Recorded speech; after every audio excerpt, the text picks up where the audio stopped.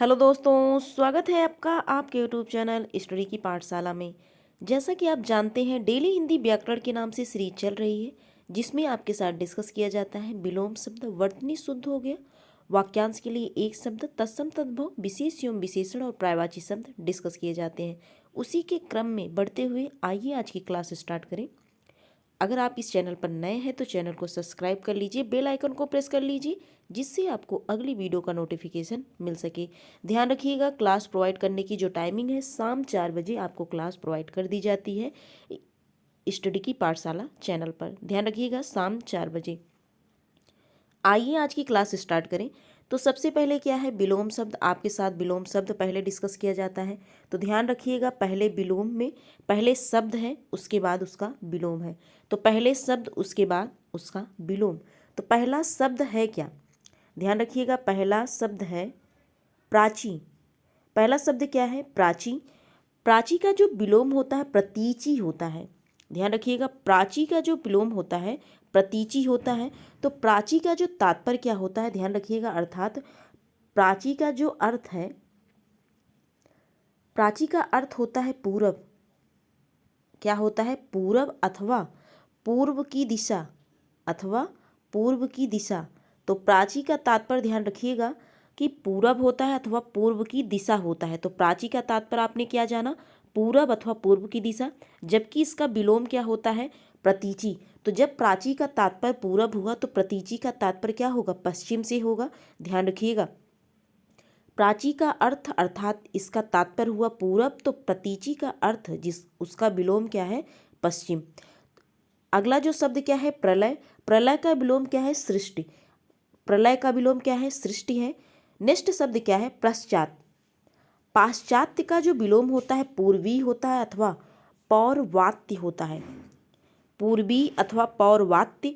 और पौर्वात्य जो शुद्ध शब्द क्या होता है इसका, पौर्वात्य का पौरस्त्य होता है। ध्यान रखिएगा, जो पौर्वात्य किसका विलोम है, तो पाश्चात्य का विलोम पौर्वात्य होता है। लेकिन यह पौर्वात्य जो इसका शुद्ध रूप क्या होता है, पौरस्त्य होता है। इसलिए आपको तीनों शब्द ध्यान रखना है, किसका, पाश्चात्य विलोम का जो तीनों शब्द हैं, पूर्वी अथवा पौर्वात्य अथवा पौरस्त्य। तो जब कभी आपको पौरस्त्य मिले तो ध्यान रखिएगा यह पौर्वात्य ही है, क्योंकि इसका शुद्ध रूप, ये जो पौर्वात्य है इसका शुद्ध रूप जो होता है पौरस्त्य होता है। ध्यान रखिएगा बात को। तो पाश्चात्य का मतलब क्या होता है, इसका तात्पर्य जो होता है पीछे से, पीछे से अथवा पिछला। पाश्चात्य का मतलब क्या होता है, आपने पाश्चात्य दर्शन सुना होगा, वही पाश्चात्य दर्शन अर्थात पीछे से। इसका विलोम क्या होता है, पूर्वी अथवा पौर्वात्य अथवा पौरस्त्य होता है। नेक्स्ट शब्द की बात करें, जो नेक्स्ट शब्द क्या है, पुष्ट। आपने हिष्ट पुष्ट सुना होगा, वही पुष्ट है। उस पुष्ट का जो विलोम क्या होता है, छीड़ होता है। अगर आप हिष्ट पुष्ट हैं तो इसका विलोम क्या होगा, छीड़ होगा अथवा आपुष्ट होगा, अथवा क्या होगा, आपुष्ट। नेक्स्ट शब्द है पावन। पावन का विलोम क्या होगा, आपावन। पावन का मतलब क्या है, पवित्र, वही पावन। पावन का विलोम क्या है, आपावन। पाप चेता। नेक्स्ट शब्द क्या है, पाप चेता। सुनने में क्या नया होगा या आप सुने भी होंगे। तो पाप चेता का जो विलोम क्या है, पाप मुक्त है। पाप चेता का विलोम क्या है, पाप मुक्त है। तो पाप चेता का तात्पर्य ध्यान रखिएगा, अर्थात यह वाक्यांश के लिए एक शब्द है। यह पाप चेता क्या है, वाक्यांश के लिए एक शब्द है, जिसका तात्पर्य होता है जिसके चित्त में, जिसके चित्त में पाप करने की भावना हो। चित्त का मतलब क्या होता है, मन। चित्त मतलब क्या होता है, मन। तो जिसके चित्त में अर्थात जिसके मन में पाप करने की भावना हो, उसे ही पाप चेता कहा जाता है। ध्यान रखिएगा, पाप चेता का तात्पर्य क्या है कि जिसके चित्त में पाप करने की भावना हो, अर्थात जिसके मन में पाप करने की भावना हो, वही क्या है, पाप चेता है। और इसका विलोम क्या होता है, पाप मुक्त, अर्थात पाप से जो मुक्त हो वही क्या है, पाप मुक्त। तो पाप चेता का विलोम क्या है, पाप मुक्त है। नेक्स्ट शब्द की बात करें, जो नेक्स्ट शब्द है पृष्ठभाग। पृष्ठभाग का जो विलोम क्या होता है, अग्रभाग। पृष्ठभाग का विलोम क्या है, अग्रभाग। एक बार अगेन रिपीट किया जाए विलोम शब्द को, तो सबसे पहला शब्द क्या है, प्राची। प्राची का विलोम क्या है, प्रतीचि। प्राची का तात्पर्य आपने क्या जाना, पूरब से जाना, पूरब दिशा अथवा पूरब। और इसका विलोम क्या है, प्रतीचि। प्रतीचि का तात्पर्य क्या है, पश्चिम से है। प्रलय का विलोम सृष्टि है। पाश्चात्य का विलोम पूर्वी अथवा पौर्वात्य अथवा पौरस्त्य है। पुष्ट का विलोम क्षीण अथवा पुष्ट है। पावन का विलोम अपावन। पाप चेता का विलोम पाप मुक्त। और पृष्ठ भाग का विलोम क्या है, अग्र भाग है। नेक्स्ट टॉपिक की बात करें, जो नेक्स्ट टॉपिक क्या है, वर्तनी शुद्धि। नेक्स्ट टॉपिक क्या है, वर्तनी शुद्ध है। नेक्स्ट टॉपिक क्या है, वर्तनी शुद्ध। वर्तनी शुद्ध में ध्यान रखिएगा, पहले अशुद्ध शब्द है, उसके बाद शुद्ध शब्द है। तो पहले शब्द की बात करें, पहला शब्द क्या है, पहला शब्द क्या है, देश निकाला। देश निकाला कैसे लिखा गया, देश निकाला। ध्यान रखिएगा, इसमें क्या होगा कि बीच में हाइफन नहीं रहेगा, उसमें देश निकाला साथ में लिखा जाएगा, देश निकाला। नेक्स्ट शब्द क्या है, दयाल। दयाल का जो शुद्ध शब्द होता है दयालु होता है। दयाल का शुद्ध शब्द क्या है, दयालु है। नेक्स्ट शब्द क्या है, द्रष्टव्य। द्रष्टव्य ध्यान रखिएगा, इसमें कौन सा सा रहेगा, तो मूर्धन्य सा आधा रहेगा। तो मूर्धन्य सा जो आप ऐसे लिखते हैं, इसका क्या रहेगा, इसमें हलंत अर्थात आधा रहेगा, द्रष्टव्य। तो द्रष्टव्य ध्यान रखिएगा, दयालु ध्यान रखिएगा, और देश निकाला ध्यान रखिएगा। नेक्स्ट शब्द की बात करें, दृश्य। दृश्य आप जो देखते हैं वही दृश्य, दृश्य। तो ध्यान रखिएगा, दृश्य शब्द देखने से है, तो दृश्य शब्द शुद्ध शब्द है। दोष, दोष में कौन सा सा रहेगा, तो ध्यान रखिएगा, इसमें मूर्धन्य सा रहेगा। दोष आप जानते हैं, दोष गुण, गुण और दोष आप करते हैं, तो गुण दोष, तो दोष वही शब्द क्या है, शुद्ध शब्द है। दृग, दृग ध्यान रखिएगा, तो दृग शब्द कैसा है, तो शुद्ध शब्द है। ये दृग ऐसे लिखा जाएगा, तो यही दृग क्या है, शुद्ध शब्द है। बात करें अगले शब्द की, तो अगला शब्द क्या है, दारिद्रता। दारिद्रता क्या है, अशुद्ध है, जबकि दरिद्रता होता है। दरिद्रता, दरिद्रता का तात्पर्य क्या है, राक्षस प्रवृत्ति की, या राक्षस प्रवृत्ति वही दरिद्रता होता है। तो दरिद्रता शब्द क्या है, शुद्ध है, जबकि दारिद्रता शब्द क्या है, अशुद्ध है। दरिद्रता होता है, न कि दारिद्रता। तो दरिद्रता शब्द क्या है, शुद्ध है। बात करें अगले शब्द की, तो दांत। दांत शब्द ध्यान रखिएगा, जिसमें चंद्र बिंदी हो वही दांत क्या है, शुद्ध है। ये दांत क्या है, क्या है, अशुद्ध शब्द है। तो दांत में चंद्र बिंदी वाला क्या रहेगा, मात्रा रहेगी। तो ये दांत क्या है, शुद्ध है। तो सबसे पहले जो पहला शब्द आपके साथ वर्तनी शुद्ध में डिस्कस किया गया, देश निकाला, दयालु हो गया, द्रष्टव्य, दृश्य, दोष, दृग, दरिद्रता, दांत, ये शब्द आपके साथ वर्तनी शुद्ध में डिस्कस किए गए। नेक्स्ट टॉपिक की बात करें, जो नेक्स्ट टॉपिक क्या है, अनेक शब्दों के एक शब्द। अनेक शब्दों के एक शब्द, जिसे आप वाक्यांश के लिए एक शब्द के नाम से भी जानते हैं, ध्यान रखिएगा। आइए डिस्कस करें अनेक शब्दों के एक शब्द। तो पहला शब्द जैसे आप देख रहे होंगे, पहला शब्द लिखा क्या गया है, रिक्त। क्या लिखा गया है, रिक्त। इसका तात्पर्य क्या होता है, इसका तात्पर्य होता है कि उत्तराधिकार में प्राप्त संपत्ति, उत्तराधिकार में प्राप्त संपत्ति क्या होती है, रिक्त होती है, ध्यान रखिएगा। धरोहर क्या है, अगला शब्द क्या है, धरोहर। इसका तात्पर्य क्या होता है कि किसी के पास रखी हुई दूसरे की वस्तु, किसी के पास रखी हुई दूसरे की वस्तु क्या है, धरोहर है। जबकि उत्तराधिकार में प्राप्त संपत्ति क्या कहलाता है, रिक्त कहलाता है। नेक्स्ट शब्द क्या है, नेक्स्ट शब्द क्या है, उत्तराधिकृत। उत्तराधिकृत, उत्तराधिकृत क्या है, जो उत्तराधिकार के लिए उपयुक्त हो। ध्यान रखिएगा, उत्तराधिकृत क्या है, जो उत्तराधिकार के लिए उपयुक्त हो, उसे ही उत्तराधिकृत कहा जाता है। नेक्स्ट शब्द की बात करें, जो नेक्स्ट शब्द क्या है, नेक्स्ट शब्द है परिसंपत्ति। परिसंपत्ति का तात्पर्य क्या है, किसी व्यक्ति या संस्था की आधिकारिक संपत्ति। परिसंपत्ति ध्यान रखिएगा, परिसंपत्ति क्या है, किसी व्यक्ति अथवा संस्था की आधिकारिक संपत्ति जो होती है। अगर कोई व्यक्ति है, मान लीजिए, अगर इसकी कोई आधिकारिक संपत्ति है तो वह क्या कहलाएगा, परिसंपत्ति कहलाएगा। जबकि उत्तराधिकृत क्या है, जो उत्तराधिकार के लिए उपयुक्त हो वही उत्तराधिकृत है। धरोहर क्या है, किसी के पास रखी हुई दूसरे की वस्तु। कोई दूसरा व्यक्ति है, ए मान लीजिए ए है, मान लीजिए बी है, तो ए के पास अगर बी की कोई संपत्ति है तो अगर कोई वस्तु रखी हुई है वह क्या है, धरोहर है। और उत्तराधिकार में प्राप्त जो संपत्ति होती है उसे रिक्त कहा जाता है। नेक्स्ट शब्द की बात करें, जो नेक्स्ट शब्द क्या है, युधिष्ठिर। युधिष्ठिर का जो तात्पर्य क्या होता है, जो युद्ध में स्थिर रहता हो उसे ही युधिष्ठिर कहा जाता है। जो युद्ध में स्थिर रहता है वही युधिष्ठिर है। नेक्स्ट शब्द की बात करें, जो नेक्स्ट शब्द है मितभाषी। मितभाषी का तात्पर्य क्या है, कम बोलने वाला मितभाषी है। बहुभाषी क्या है, कई भाषाओं को बोलने वाला बहुभाषी। मृदुभाषी, मधुर भाषा बोलने वाला क्या कहलाता है, मृदुभाषी कहलाता है। आभासी क्या है, जो भाषा नहीं बोलता हो, अर्थात जो भाषा नहीं बोलते हो वही क्या है, आभासी है।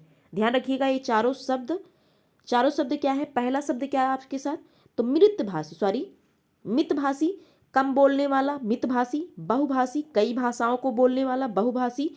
मृदुभाषी, मृदु मतलब मधुर, तो मधुर भाषा बोलने वाला मृदुभाषी। और आभासी क्या है, जो भाषा नहीं बोलते हो क्या है, आभासी है। एक बार अगेन रिपीट किया जाए फटाफट। तो पहला शब्द क्या था, रिक्त था। इसका तात्पर्य क्या है, उत्तराधिकार में प्राप्त संपत्ति रिक्त है। धरोहर क्या है, किसी के पास रखी हुई दूसरे की वस्तु। ध्यान रखिएगा, दूसरे की जो वस्तु किसी के पास रखी हो उसे ही धरोहर कहा जाता है। उत्तराधिकृत क्या है, जो उत्तराधिकार के लिए उपयुक्त हो वही उत्तराधिकृत है। परिसंपत्ति क्या है, किसी व्यक्ति अथवा संस्था की जो आधिकारिक अर्थात कानूनी संपत्ति जो होती है वही क्या कहलाती है, परिसंपत्ति कहलाती है। युधिष्ठिर क्या है, जो युद्ध में स्थिर हो वही क्या है, युधिष्ठिर है। मितभाषी, कम बोलने वाला मितभाषी। बहुभाषी क्या है, कई भाषाओं को बोलने वाला बहुभाषी। और मृदुभाषी क्या है, मृदु का तात्पर्य मधुर होता है तो इसलिए मधुर भाषा बोलने वाला मृदुभाषी कहलाता है। आभासी, जो भाषा नहीं बोलते हो वही क्या कहलाते हैं, आभासी कहलाते हैं। नेक्स्ट टॉपिक की बात करें, नेक्स्ट टॉपिक क्या है, तद्भव एवं तत्सम शब्द। तद्भव एवं तत्सम शब्द सुनने के बाद क्या आता है दिमाग में कि तद्भव का तात्पर्य हिंदी रूप होता है और तत्सम का तात्पर्य संस्कृत रूप होता है। तो तद्भव क्या है, हिंदी रूप, जबकि तत्सम क्या है, संस्कृत रूप। तो ध्यान रखिएगा, तद्भव सबसे पहले आप ध्यान रखिए, पहले तद्भव उसके बाद तत्सम है। तो पहले तद्भव उसके बाद तत्सम।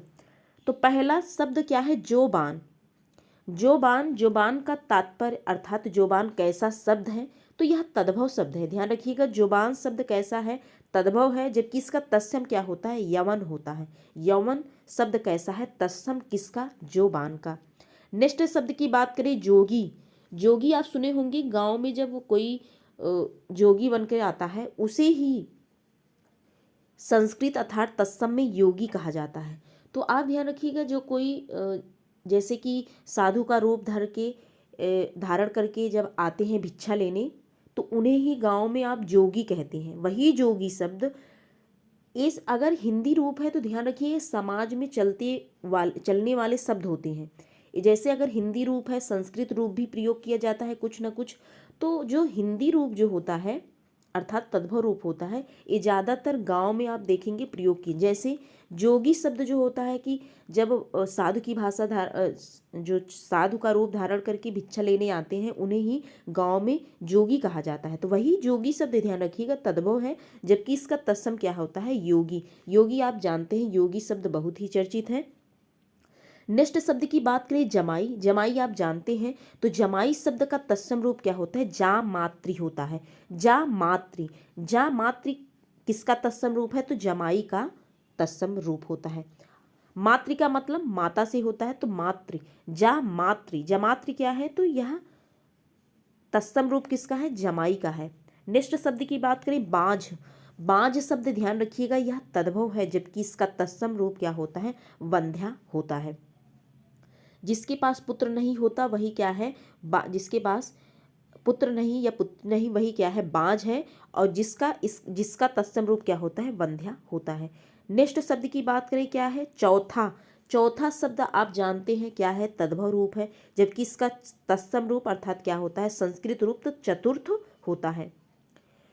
नेक्स्ट शब्द जो है चौपाया शब्द ध्यान रखिएगा यह क्या है, हिंदी रूप है अर्थात तद्भव है, जबकि इसका तत्सम रूप क्या होता है, चतुष्पद क्या है, इसका तत्सम रूप है। और चौपाया क्या है, यह हिंदी रूप है अर्थात तद्भव है। नेक्स्ट शब्द क्या है, चौखट शब्द का तत्सम रूप ध्यान रखिएगा चतुष्काष्ठ होता है। चतुष्काष्ठ क्या है, इसका संस्कृत रूप अर्थात तत्सम रूप है।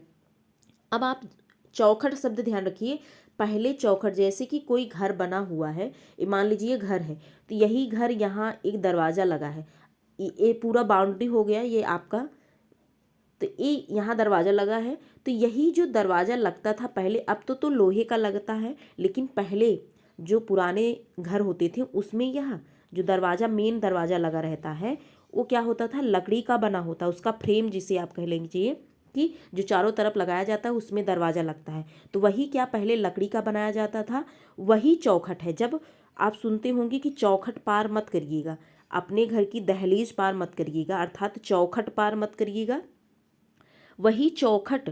तो यही चौखट शब्द क्या है, हिंदी रूप है, अर्थात क्या है, तद्भव है, जबकि इसका जो तत्सम रूप क्या है, चतुष्काष्ठ। अब ध्यान रखिएगा चारों तरफ से है, चारों तरफ से बना होता है, इसीलिए चतुष्काष्ठ।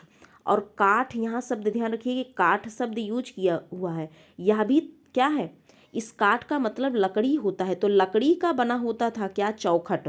पहले चौखट लकड़ी का बना होता था, इसीलिए इसको क्या संस्कृत रूप में चतुष्काष्ठ। तो चतुष्काष्ठ ध्यान रखिएगा किसका तात्पर्य है, तो चौखट का तात्पर्य है। आई होप आपको समझ में आया होगा। काठ का तात्पर्य लकड़ी से होता है, तो एक काठ ध्यान रखिएगा, काठ अगर ऐसे लिखा मिले तो यह क्या है, हिंदी रूप है काठ, अर्थात यह क्या है, तद्भव है। इस काठ का तत्सम रूप क्या होता है, काष्ठ होता है। ध्यान रखिएगा इस काठ का तत्सम रूप क्या होता है, काष्ठ होता है, लेकिन ये क्या इसमें लगा हुआ है, चतुष्काठ में लगा हुआ है, तो चतुष्काठ क्या है, तत्सम रूप है, किसका है, तो चौखट का तत्सम रूप है। तो चौखट आपने क्या जाना कि जो घर का मेन दरवाजा होता है उस वही चौखट, उसी ही चौखट बोला जाता है। तो चौखट शब्द का तत्सम रूप क्या है, चतुष्काष्ठ है। अगला शब्द क्या है, चौका और चौक। चौका आप जानते हैं जिसपे रोटियां बनाई जाती हैं, वही चौका बोला जाता है। तो उस चौका का जो तत्सम रूप क्या है, चतुष्क है। ध्यान रखिएगा जब भी आप चौका देखिए, आप कहीं भी तैयारी कर रहे होंगे, खाना जरूर बनाते होंगे, तो उस खाना बनाते हुए रोटी जरूर बनाते होंगे, तो रोटी जब बनाए चौका देखें, तो चौका शब्द कैसा है, हिंदी रूप है, और इसका तत्सम रूप क्या होता है, चतुष्क होता है। वहीं से आप रिलेट कर लीजिए क्या है, चतुष्क होता है। अगला शब्द क्या है, हंसी। हंसी शब्द कैसा है, तत्सम रूप तद्भव रूप है, जबकि इसका तत्सम रूप क्या होता है, हास्य होता है, किसका, हंसी का। आप हंसी हंसते हैं, अर्थात हंसी आती है आपको, वही हंसी शब्द क्या है, तद्भव रूप है, जबकि इसका तत्सम रूप क्या होता है, हास्य होता है। एक बार अगेन रिपीट किया जाए, तद्भव एवं तत्सम। तो जोगी शब्द का तत्सम रूप क्या है, योगी है। जमाई शब्द का, पहले जोबान का तत्सम रूप क्या है, यौवन है। जोगी का योगी है, जमाई का जामात्री है। और बांझ शब्द का तत्सम रूप ध्यान रखिएगा, वांध्या, जिसके पास पुत्र नहीं होता उसे ही बांझ कहा जाता है। तो बांझ शब्द कैसा है, तद्भव रूप है, हिंदी रूप है, जबकि इसका तत्सम क्या होता है, वंध्या होता है। चौथा क्या है, चौथा का तत्सम रूप चतुर्थ होता है। चौपाया का तत्सम रूप चतुष्पद होता है।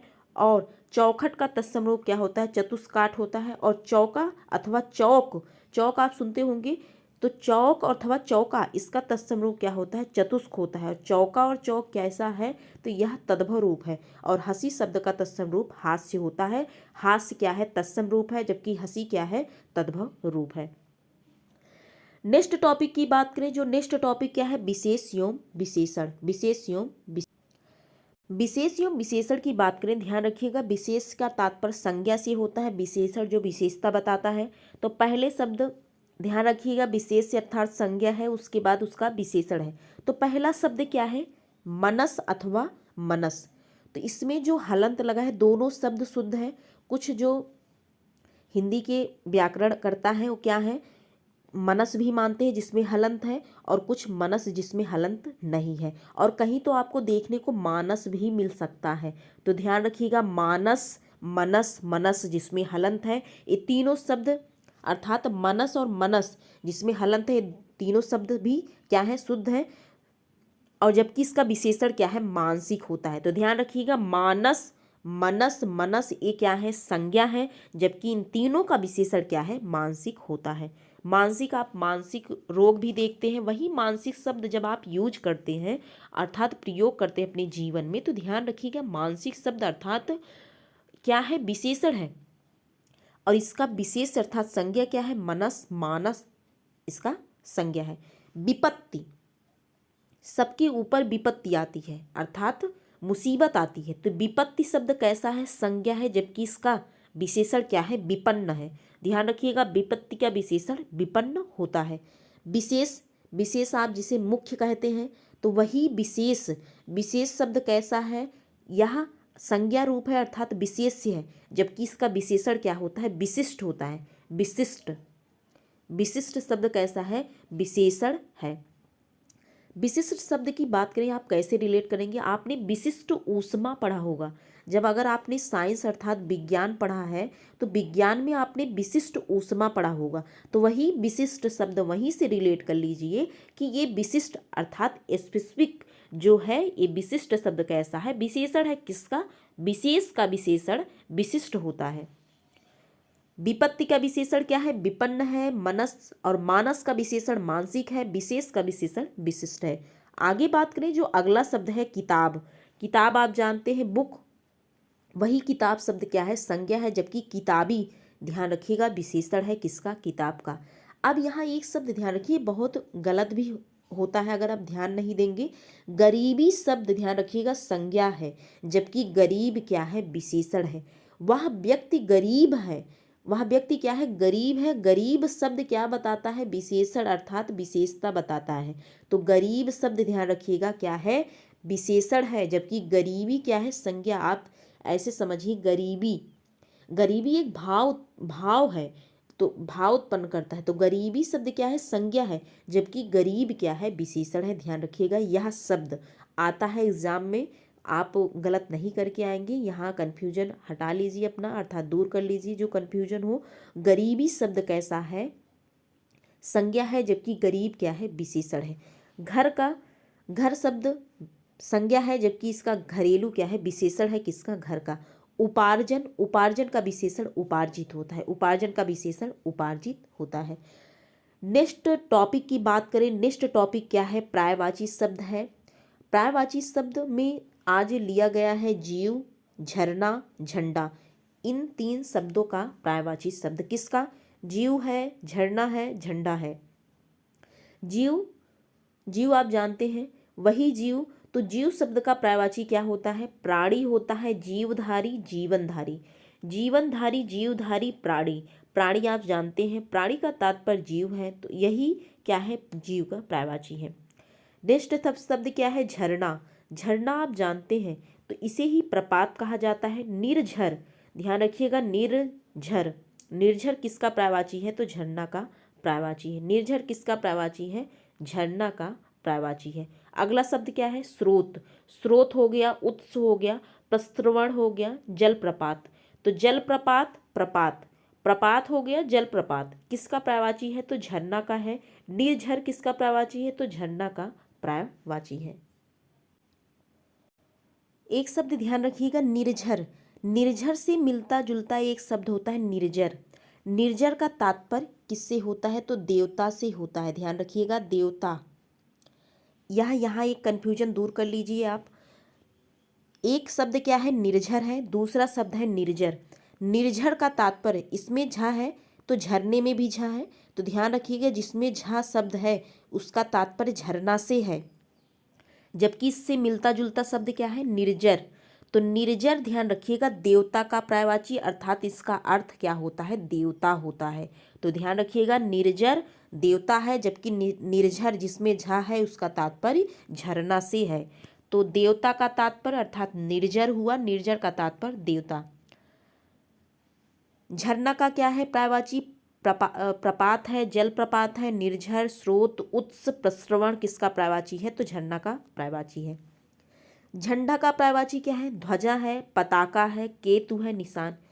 ध्वजा, पताका, केतु, निशान। झंडा आप जानते हैं झंडा फ्लैग, वही फ्लैग, वही झंडा, इसका अर्थात इसका पर्यायवाची क्या है, सिनोनिम्स क्या है। ध्वजा है, पताका है, केतु है, केतु ध्यान रखिएगा, निशान किसका पर्यायवाची है, झंडा का पर्यायवाची है। एक बार अगेन रिपीट किया जाए पर्यायवाची शब्द, जीव प्राणी, जीवधारी, जीवनधारी, झरना, प्रपात, निर्झर, स्रोत, उत्स, प्रस्रवण, जलप्रपात। और निर्जर का तात्पर्य आपने जाना क्या, देवता से। झंडा, झंडा का जो पर्यायवाची ध्वजा है, पताका है, केतु है, निशान किसका पर्यायवाची है, तो झंडा का पर्यायवाची है। आज की क्लास बस यहीं तक, ध्यान रखिएगा। आज थोड़ा जुकाम हो गया है, आपको आवाज़ में थोड़ा अंतर दिखाई पड़ेगा, तो थोड़ा कोऑपरेट करिएगा, क्योंकि थोड़ा जुकाम हुआ है तो आवाज़ में थोड़ा भारीपन हो गया है।